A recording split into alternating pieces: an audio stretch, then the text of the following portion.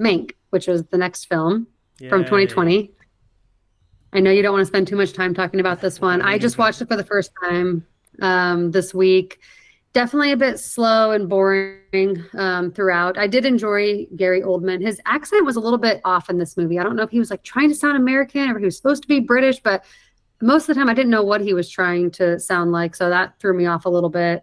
Um, just a really long movie, in my opinion, a little bit too long. But I, of course, have not seen Citizen Kane, so I don't know that that would change anything for me personally.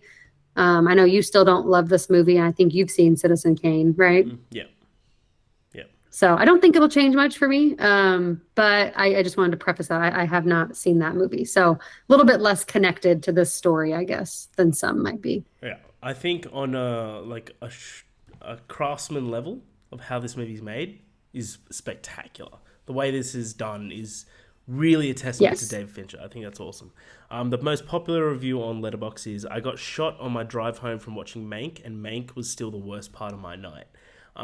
So I don't think it's that bad, but That's pretty bad. Yeah. I think that this drags on way too much. The amount of tangents that this goes on that just amount to nothing is just too much for me to ignore. Sorry. But this, yeah, I have nothing to pull from this film. It's like I like Citizen Kane. I don't love it. I think it's like for its time. I think it's a triumph Hmm. for sure. Like I think that anyone that disagrees with that needs to reevaluate where it was when it was released. I think it's for its time. It's a written marvel for sure. Hmm. Um, but this film just felt so much style over substance. It felt super self indulgent, and it Yeah, I was was gonna, that's a great way to put it. Self-indulgent is definitely, I was trying to figure out how I felt, and that definitely yeah. it describes it perfectly. It just felt too much. It felt way too rich. And I love the art style for sure. Overstays its welcome, Hmm. but I love the art style. It made sense for a film like this.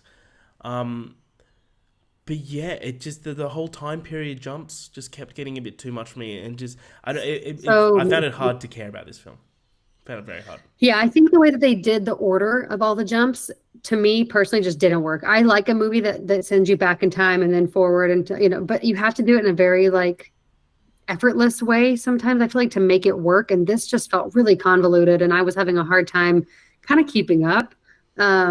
And I think I'm a decently smart person, and I just felt like I was having a difficult time keeping up with all the different shifts in time. And it was like we jumped here, then we jumped back, and I feel like there was just questions I left with at the end. Yeah, And I wasn't sure if that was because I didn't know things about Citizen Kane, or if that's just the way that you leave the movie feeling. I wasn't sure. So I didn't really critique it too hard there, but I did think it was a technical like masterpiece for sure. yeah. It was beautiful to look at. I always love a good black and white film.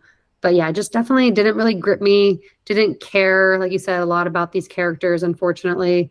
I think this review is really funny. I wanted to read it to you because we were talking about The Social Network.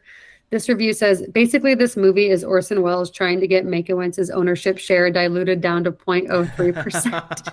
That's awesome. That's really good. So that pretty much sums it up right there. That's so funny. That's very true. Um,